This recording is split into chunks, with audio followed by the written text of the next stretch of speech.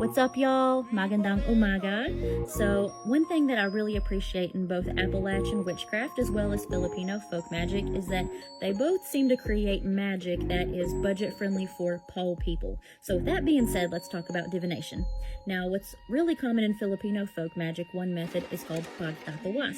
So, essentially, this is divination with candle wax but in water. So they would get a basin of water, roughly about a gallon, and they would go and light the ideally a white candle from a church, and then they would go and pour the candle wax into a spoon while the wax is still hot. They would pray over it, of course, just speak over it, whatever they want to find out, and then it's dropped into the water so that the albularyo's will go and try to divine for an affliction of the client.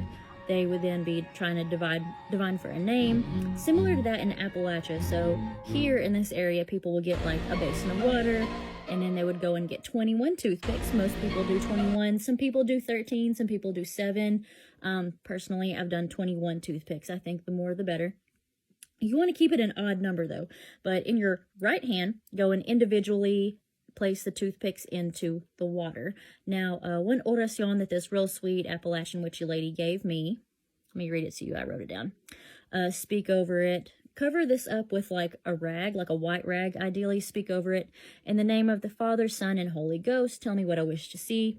You tell of all things in righteousness, and by your word have proclaimed anything asked in your name will be done. So tell me, insert here. So after you have said your prayers, whatever it is you want to divine for, somebody, a name, a situation, etc., blow on the surface of the water 3 times, big breaths 3 times, and then cover that back up with the rag, okay?